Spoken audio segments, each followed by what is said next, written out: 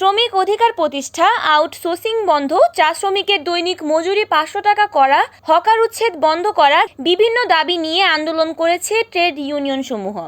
বিভিন্ন স্লোগানে জাতীয় প্রেস ক্লাব থেকে পল্টনের দিকে এগিয়ে যায় আন্দোলনরত ট্রেড ইউনিয়নসমূহ।